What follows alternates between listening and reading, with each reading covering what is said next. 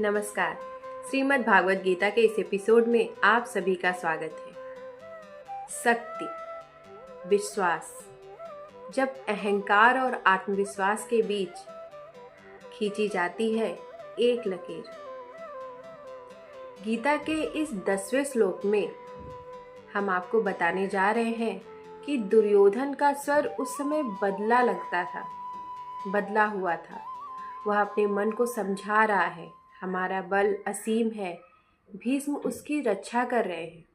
लेकिन इसी वाक्य में एक छिपा हुआ भय, एक मानसिक अस्थिरता भी झलकती है। यह श्लोक केवल सेना की तुलना नहीं बल्कि आत्मविश्वास और अंधविश्वास का अंतर भी बताता है। श्लोक में कहा गया है, अपर्याप्तम तरस्माकं बलम भीष्म विरचितम पर्याप्तम त्विदमिताशम बलम भीमाच्च विरचितम। इसका अर्थ है, दुर्योधन कहता है हमारी सेना जिसे भीष्म पितामह संभाल रहे हैं असीमित है और उनकी सेना जिसे भीम संभाल रहे हैं वो सीमित है। शब्दों में आत्मविश्वास है पर भीतर छिपा है भय का आवरण। अपर्याप्तम तदस्माकम, बाहरी शक्ति का भ्रम होना। अपर्याप्तम अर्थात असीमित, अनंत, अजेय। दुर्योधन अपनी सेना की विशालता को देखकर कहता है, हमारा बल अपर्याप्त नहीं, अनंत है। पर गीता हमें यह समझाती है, बाहरी बल कभी असीम नहीं होता। सेना की संख्या, धन, पद सब सीमित है, असीम है तो केवल सत्य और विश्वास। जब व्यक्ति अपनी ताकत गिनाने लगे तो समझिए भीतर आत्मसंदेह जाग चुका है। आज भी यही होता है। जब कोई व्यक्ति, संस्था या नेता बार बार अपनी शक्ति की बात करता है तो दरअसल वो अपनी कमजोरी छिपा रहा होता है। अब भीष्म विरचितम क्या है? निष्ठा बनाम विवेक। दुर्योधन कहता है हमारा बल भीष्म की रक्षा में है।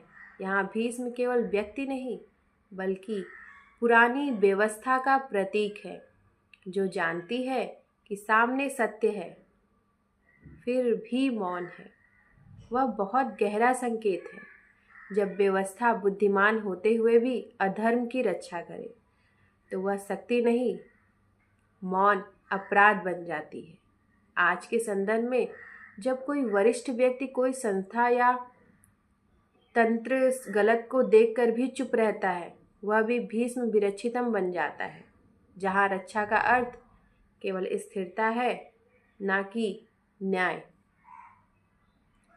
पर्याप्तम त्विदमिताशम, संख्या कम, विश्वास बड़ा। दुर्योधन कहता है पांडवों का बल पर्याप्त है, वह सीमित कहता है, पर स्वर में असुरक्षा है। यहाँ हमें कृष्ण का दर्शन मिलता है, क्योंकि पांडवों की शक्ति कृष्ण का नेतृत्व थी, जो संख्या नहीं सत्य पर आधारित थी।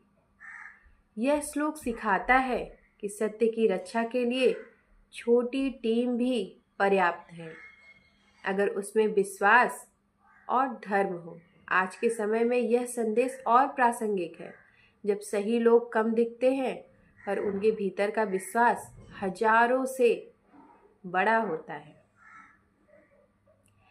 भीष्म विरचितम, भय वर्सेस भरोसा, ये हम देखेंगे। भीम यहाँ शक्ति का प्रतीक है, पर वह शक्ति सत्य और भावना से जुड़ी है। भीष्म का बल केवल बाहुबल नहीं था, वह संकल्प का बल था। दुर्योधन की सेना भी विशाल थी पर उसमें भय था।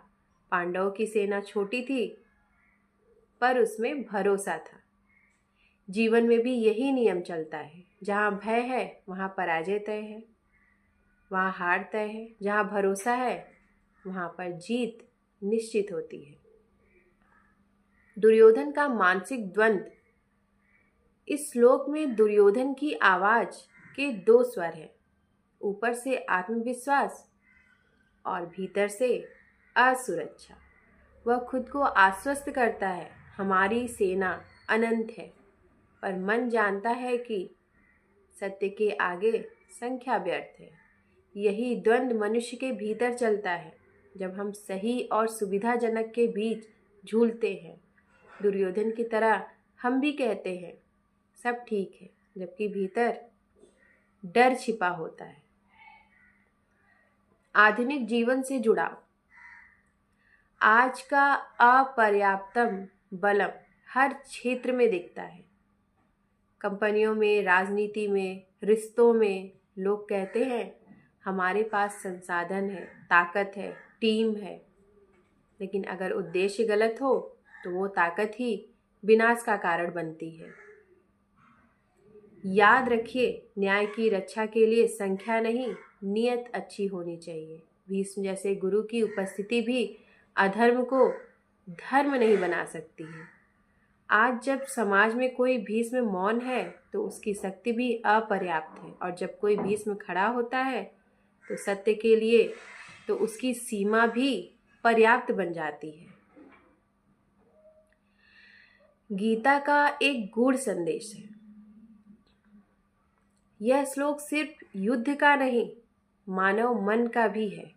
हर व्यक्ति के भीतर दो सेनाएं होती हैं, एक अपर्याप्तम बलम, अहंकार और भय वाली, और एक पर्याप्तम बलम, विश्वास और विवेक की।